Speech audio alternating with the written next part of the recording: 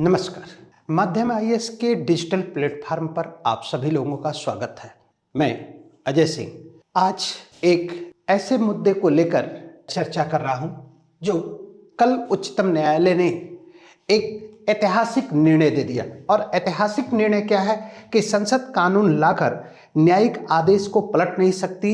यानी मीन्स कि उच्चतम न्यायालय का यह निर्णय एक बार फिर विधायिका और न्यायपालिका के मध्य टकराव पैदा कर देता है।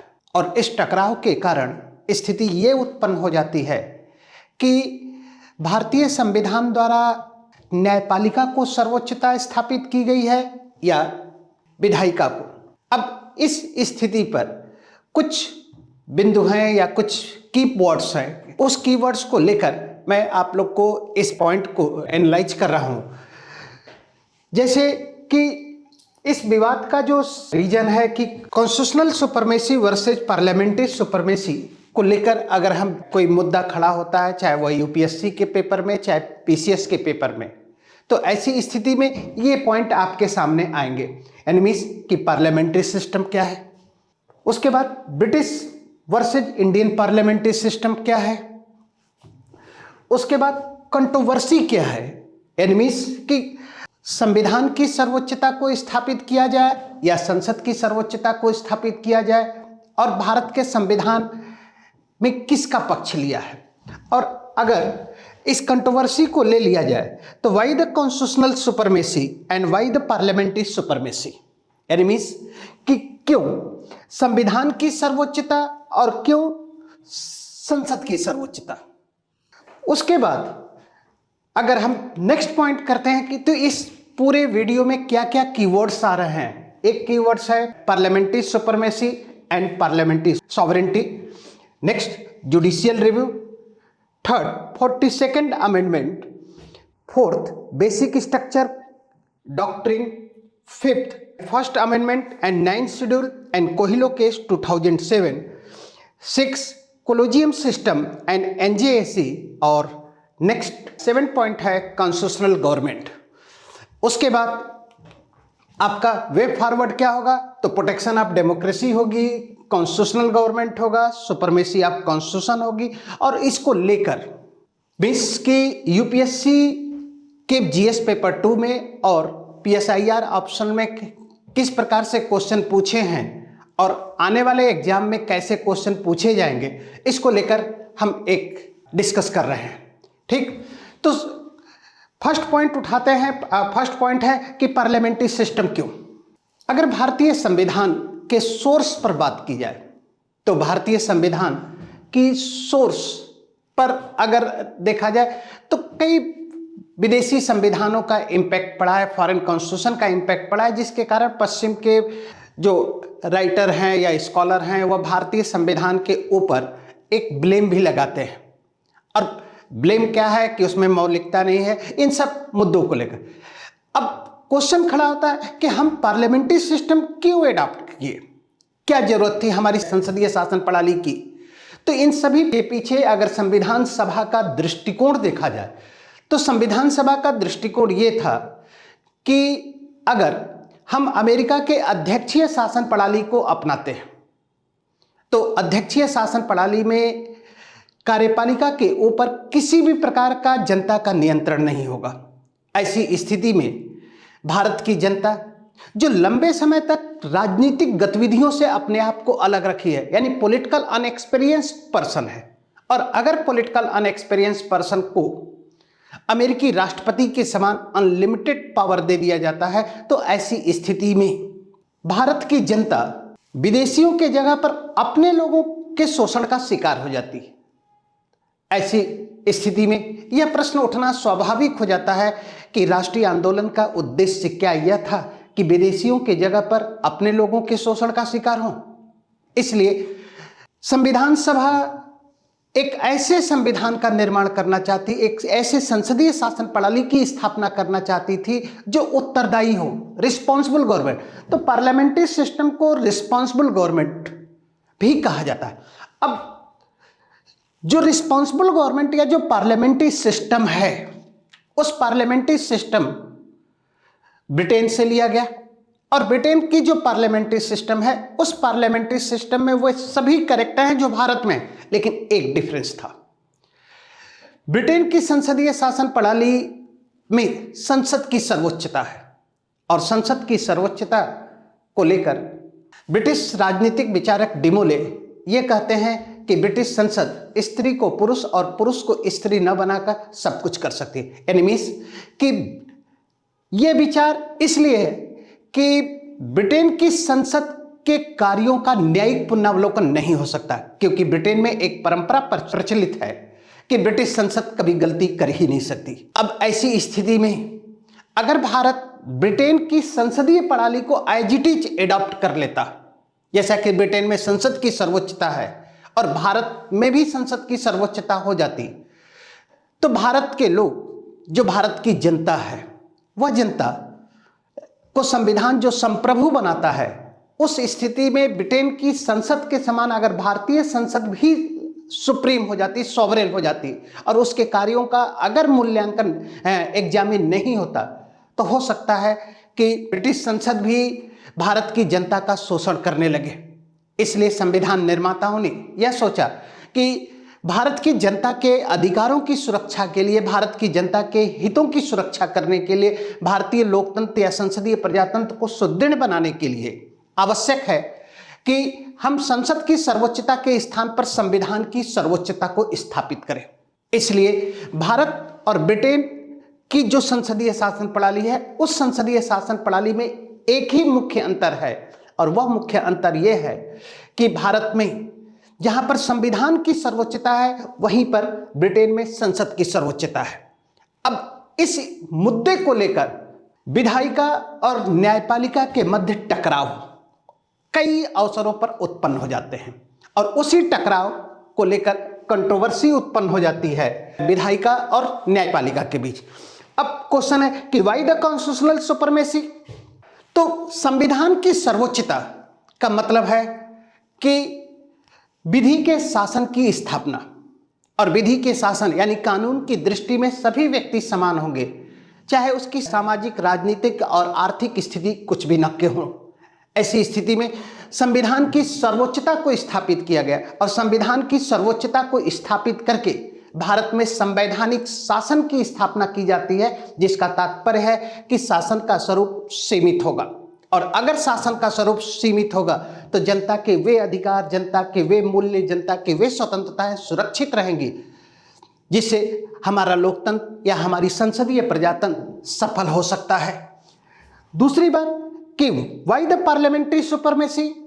व्हाई द पार्लियामेंट्री सुपरमेसी का मतलब कि ब्रिटेन की संसदीय शासन प्रणाली, और संविधान निर्माताओं ने ब्रिटेन की संसदीय शासन प्रणाली की ब्रिटेन के समान संसद की सर्वोच्चता को इसलिए नहीं स्थापित किया कि अगर संसद सर्वोच्च होगी, संसद के कार्यों का अगर न्यायिक पुनरावलोकन नहीं होता है, तो ऐसी स्थिति में संसद के पास संसद की जो सर्वोच्चता है, संसद की सुपरमेसी होगी या संसद की जो सॉवरेंटी होगी, उस स्थिति में संसद अपनी इन शक्तियों का दुरुपयोग कर सकता है, और दुरुपयोग करने के बाद ऐसी स्थिति में जनता के अधिकारों का अतिक्रमण हो सकता है, और वह अतिक्रमण लोकतंत्र के हित में नहीं है। ऐसी स्थिति में कई बार सरकारें अपने बहुमत का मिसयूज करती हैं, और मिसयूज करके आपातकाल के रूप में न्यायपालिका के हस्तक्षेप में ये प्रश्न खड़ा हो जाता है। अब इस मुद्दे से या इस कंट्रोवर्सी को लेकर जो कीवर्ड्स है, वह कीवर्ड्स है आपका parliamentary supremacy versus parliamentary sovereignty. तो पार्लियामेंट्री सुपरमेसी का मतलब कि संसद सर्वोच्च है, और संसद सर्वोच्च होने का मतलब कि संसद के कार्यों का न्यायिक पुनरावलोकन नहीं हो सकता।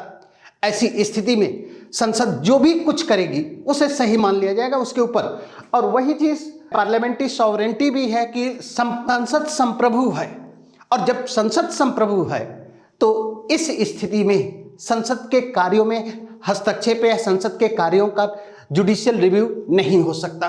दूसरा पॉइंट, जुडिशियल रिव्यू न्यायपालिका की एक ऐसी शक्ति है जिसके माध्यम से न्यायपालिका विधायिका और कार्यपालिका के कार्यों का परीक्षण करती है, और उसे संवैधानिक या असंवैधानिक घोषित करती है। थर्ड पॉइंट कि 42nd अमेंडमेंट का मतलब है कि 42nd अमेंडमेंट के द्वारा न्यायपालिका की न्यायिक पुनरावलोकन की शक्ति को समाप्त कर दिया जाता है, जिसके कारण न्यायपालिका अब संसद के कार्यों का न्यायिक पुनरावलोकन नहीं कर सकती। परिणाम यह निकलता है इस अमेंडमेंट के पश्चात कि भारत और ब्रिटेन की संसदीय प्रणाली में जो विभिन्नताएं थीं वह विभिन्नताएं समाप्त हो जाती हैं और दोनों देशों भारत और ब्रिटेन की संसदीय शासन प्रणाली एक समान हो जाती है। अर्थात यह कहा जा सकता है कि ब्रिटेन के समान भारत की संसद भी संप्रभु हो गई। यानी मीन्स कि अब भारत की संसद के द्वारा किए गए कार्यों का न्यायिक पुनरावलोकन नहीं हो सकेगा। लेकिन 1977 में फर्स्ट टाइम जब नॉन कांग्रेसी गवर्नमेंट यानी जनता पार्टी या मोरारजी देसाई के नेतृत्व में सरकार बनती है तो 43rd अमेंडमेंट के द्वारा न्यायपालिका को न्यायिक पुनरावलोकन की शक्ति पुनः दे दी गई, जिसे बाद में न्यायपालिका ने उसे संविधान का आधारभूत ढांचा घोषित कर दिया। अब ऐसी स्थिति में कोई भी पार्टी चाहे लोकसभा में कितना भी बहुमत हो, चाहे किसी भी सरकार का संसद में जो स्थिति है वह संसद में स्थिति कितनी भी सशक्त हो, वह सशक्त स्थिति उसे संविधान के साथ छेड़छाड़ करने की अनुमति नहीं देता, क्योंकि न्यायपालिका ने जो आधारभूत ढांचे का सिद्धांत दिया उस आधारभूत ढांचे के माध्यम से अब पार्लियामेंट आर्टिकल 368 का प्रयोग करके संविधान में ऐसा कोई भी संशोधन नहीं कर सकेगी जो आधारभूत ढांचे के विरुद्ध हो या अगेंस्ट हो। अब ऐसी स्थिति में जब केशवानंद भारती के केस में या केशवानंद भारती वर्सेज केरल स्टेट 1973 के मामले में सुप्रीम कोर्ट ने आधारभूत ढांचे का सिद्धांत दिया और यह कहा कि संसद आर्टिकल 368 का प्रयोग करके संविधान में संशोधन कर सकती है, लेकिन ऐसा कोई भी संशोधन नहीं कर सकेगी जो आधारभूत ढांचे के विरुद्ध। इसका मतलब कि संसद की संविधान संशोधन करने की शक्ति आधारभूत ढांचे से सीमित हो गई, जिसका तात्पर्य यह हो गया कि इस आधारभूत ढांचे के माध्यम से पुनः संविधान की सर्वोच्चता स्थापित हो जाती है, सुपरमेसी ऑफ कॉन्स्टिट्यूशन का एस्टेब्लिशमेंट हो जाता है। उसके बाद जो फर्स्ट टाइम कंट्रोवर्सी कहां खड़ी होती है, first time parliamentary supremacy versus constitutional supremacy, first time कि फर्स्ट अमेंडमेंट करके भारतीय संविधान में 9 शेड्यूल एक न्यू शेड्यूल को ऐड किया जाता है और उस शेड्यूल का ऐड करने के बाद यह प्रोविजन कर दिया कि 9 शेड्यूल में शामिल किसी भी विषय का न्यायपालिका न्यायिक पुनरावलोकन नहीं कर सकती। यानी मीन्स कि संसद इस अमेंडमेंट के माध्यम से अपनी सुपरमेसी या अपनी सर्वोच्चता को स्थापित करता है और जब संसद 9 शेड्यूल में दिए गए विषय का न्यायिक पुनरावलोकन नहीं कर सकता है तो प्रश्न यह खड़ा हो सकता है कि भारतीय संविधान जो न्यायपालिका को पूरे संविधान की न्यायिक पुनरावलोकन करने की शक्ति प्रदान करता है और 9 शेड्यूल का न्यायिक पुनरावलोकन न्यायपालिका नहीं कर सकती, तो प्रश्न यह खड़ा होता है कि क्या 9 schedule part of the constitution और the no part of the constitution. एक पॉइंट ये निकल जाता, लेकिन इस विवाद यानी संसद के इस सर्वोच्चता को कोहिलो केस 2007 में न्यायपालिका ने समाप्त कर दिया और कहा कि 9 शेड्यूल संविधान का पार्ट है, इसलिए वह न्यायिक पुनरावलोकन के क्षेत्राधिकार में आता है और न्यायपालिका 9 शेड्यूल में शामिल उन सभी विषयों का न्यायिक पुनरावलोकन कर सकता है जिन विषयों को 1973 के पश्चात नवीं अनुसूची में जोड़ा गया। उसके बाद कोलोजियम सिस्टम और एनजेसी 1973 में अपनी संसदीय सर्वोच्चता को प्रमुखता देने के लिए, जहां एक तरफ सरकार अपनी मनपसंद या अपने फेवरेबल के राष्ट्रपति के निर्वाचन में सफल होती है, वहीं सरकार चाहती है न्यायपालिका भी उसके फेवर में हो।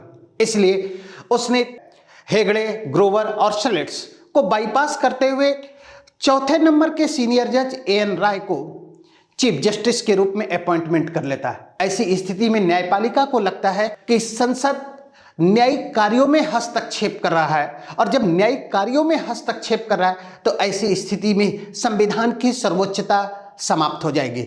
इसलिए न्यायपालिका ने न्यायाधीशों की नियुक्ति में कोलेजियम सिस्टम को एडॉप्ट किया, और कोलेजियम सिस्टम के माध्यम से न्यायाधीशों की नियुक्ति के बारे में व्यवस्था की गई। लेकिन 2015 में फिर कोलेजियम सिस्टम को हटाकर एनजेएसी की बात की जाती है, जिसे न्यायपालिका ने इसे असंवैधानिक घोषित करता है और कहता है न्यायपालिका की स्वतंत्रता जो संविधान का आधारभूत ढांचा है उसका वायलेशन कर रही है। क्यों?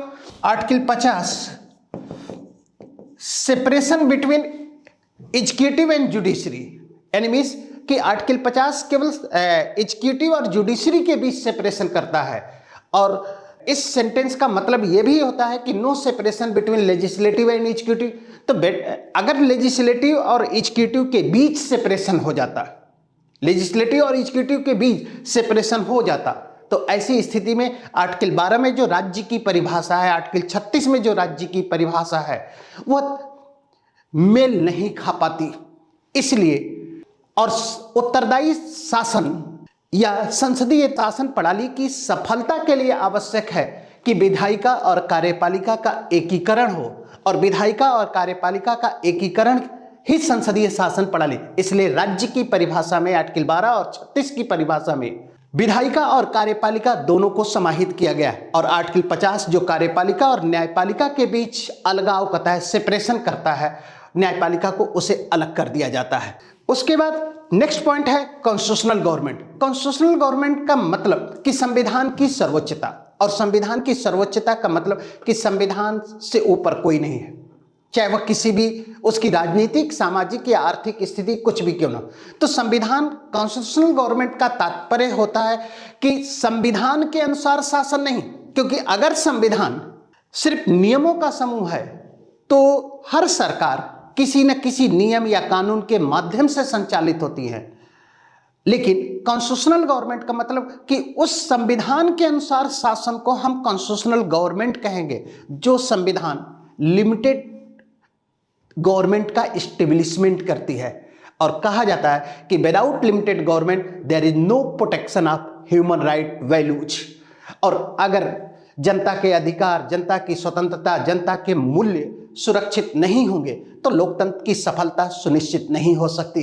इसलिए संविधान की सर्वोच्चता को स्थापित करने के लिए ही संवैधानिक शासन के रूप में जो स्थापना की जाती है, वह संवैधानिक शासन एक सीमित सरकार की स्थापना करता है, और भारत का संविधान संवैधानिक सरकार की स्थापना करता है, जिसके कारण शासन के सभी अंग संविधान के उन तथ्यों, उन कानूनों से सीमित हैं। इसलिए कल उच्चतम न्यायालय ने जो निर्णय दिया, उस निर्णय में एक स्पष्ट संदेश यह भी दिया कि संसद भी सरकार के सभी अंगों की तरह उन नियमों से बंधी है जो संविधान द्वारा स्थापित किया गया है।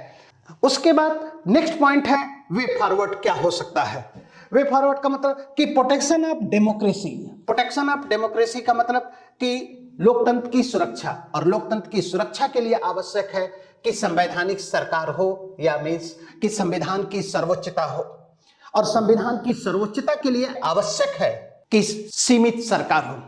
Next constitutional government. Constitutional government का मतलब सीमित सरकार, और सीमित सरकार का मतलब कि संविधान के अनुसार शासन, जिससे कि कोई भी सरकार अपनी संवैधानिक शक्तियों का प्रयोग या दुरुपयोग न कर सके। और थर्ड कि सुपरमेसी ऑफ कॉन्स्टिट्यूशन, यानी संविधान सभा के सदस्य भारत में जिन लोकतांत्रिक मूल्यों की स्थापना को लेकर संसदीय प्रजातंत्र की स्थापना की, वह संसदीय प्रजातंत्र तभी सफल हो सकती है जब सुपरमेसी ऑफ कॉन्स्टिट्यूशन और सुपरमेसी कॉन्स्टिट्यूशनल गवर्नमेंट का इस्टेब्लिशमेंट हो। यही कारण है कि संविधान सभा ने ब्रिटेन के समान संसदीय शासन प्रणाली की स्थापना की, लेकिन संसद की सर्वोच्चता के स्थान पर संविधान की सर्वोच्चता को स्थापित कर देते हैं।